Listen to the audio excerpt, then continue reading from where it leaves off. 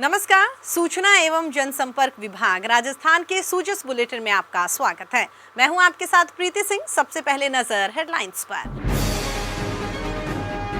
पूर्वी राजस्थान नहर परियोजना को मिले राष्ट्रीय परियोजना का दर्जा, मुख्यमंत्री ने ट्वीट कर फिर दोहराई मांग। महावीर जयंती पर घरों में धार्मिक ध्वज नहीं लगाने संबंधी खबर भ्रामक। अलवर जिला कलेक्टर ने कहा, इस तरह के धार्मिक और सामाजिक आयोजन पर कोई रोक नहीं। मुख्य सचिव ने ली विभिन्न कार्यक्रमों की राज्य स्तरीय समीक्षा बैठक। कहा, आईटीआई और पॉलिटेक्निकल कॉलेज में शाम को भी कक्षाएं करें शुरू।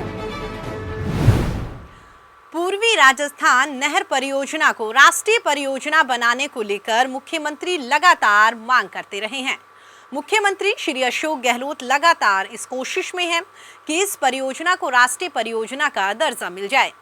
मुख्यमंत्री ने इस संबंध में ट्वीट कर कहा है कि जब दूसरे प्रदेशों में चल रही 16 परियोजनाओं को राष्ट्रीय परियोजना बनाया जा सकता है, तो राजस्थान जैसे मरुस्थलीय, साथ ही गहराते जल स्तर और बिना बारहमासी नदियों के राज्य की इस जल परियोजना को राष्ट्रीय परियोजना घोषित न करना हर किसी के समझ से परे है। आइए अब आपको बताते हैं कि आखिर पूर्वी राजस्थान नहर परियोजना क्या है और प्रदेश के लिए ये क्यों जरूरी है। राजस्थान के पूर्वी 13 जिलों झालावाड़, बारां, कोटा, बूंदी, सवाई माधोपुर, करौली, धौलपुर, भरतपुर, दौसा, अलवर, जयपुर, अजमेर और टोंक में 16 नदियों को जोड़कर बनने वाली योजना है पूर्वी राजस्थान नहर परियोजना। इस नहर परियोजना से भविष्य में इन 13 जिलों में पेयजल और सिंचाई का संकट खत्म हो जाएगा और बिना बोरिंग के ही सतही जल उपलब्ध होगा। इससे राजस्थान की 40% आबादी को पेयजल और 2 लाख हेक्टेयर जमीन की सिंचाई की सुविधा मिलेगी।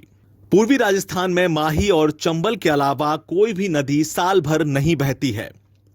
इन इलाकों में जल स्तर लगातार नीचे जा रहा है, जिससे यहां अब पेयजल और सिंचाई जल की कमी होने लगी है। इन 13 जिलों में 16 ऐसी नदियां हैं जिनमें मानसून में काफी पानी आता है, लेकिन पर्याप्त व्यवस्था न होने के कारण यह पानी व्यर्थ चला जाता है। इन सब नदियों को आपस में नहरों के माध्यम से जोड़ दिया जाए तो यह पानी व्यर्थ नहीं जाएगा और जरूरत के मुताबिक इस्तेमाल भी किया जा सकेगा। इस परियोजना में अभी तक केंद्र सरकार ने कोई योगदान नहीं दिया है, जबकि स्वयं प्रधानमंत्री ने 7 जुलाई 2018 और 6 अक्टूबर 2018 को ईआरसीपी को राष्ट्रीय परियोजना का दर्जा देने पर सकारात्मक रुख रखने का आश्वासन दिया था। मुख्यमंत्री श्री अशोक गहलोत ने 15 पत्र लिखकर प्रधानमंत्री श्री नरेंद्र मोदी को यह आश्वासन याद भी दिलवाए, लेकिन केंद्र सरकार ने इस परियोजना को राष्ट्रीय परियोजना का दर्जा नहीं दिया। राष्ट्रीय परियोजना का दर्जा देने से 38,000 करोड़ रुपए में से 90% पैसा केंद्र सरकार द्वारा दिया जाता।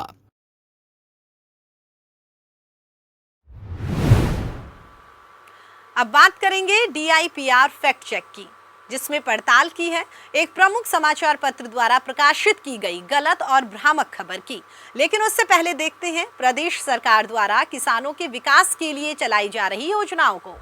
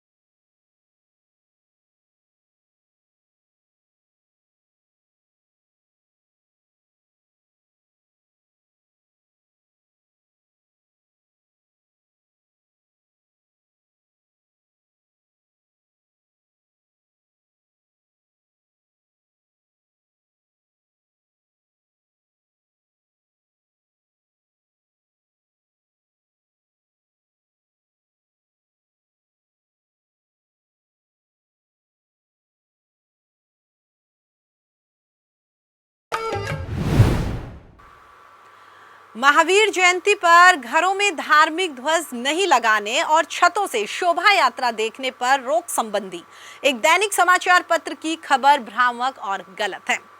अलवर जिला कलेक्टर ने इस संबंध में कहा है कि इस तरह के धार्मिक और सामाजिक आयोजन पर जिला प्रशासन की तरफ से कोई रोक नहीं है।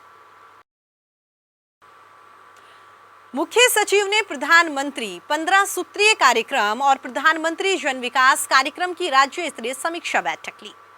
बैठक में मुख्य सचिव श्रीमती उषा शर्मा ने कहा कि अल्पसंख्यक समुदाय के अधिक से अधिक बच्चों को शिक्षा से जोड़ने के लिए प्रयास किए जाएं।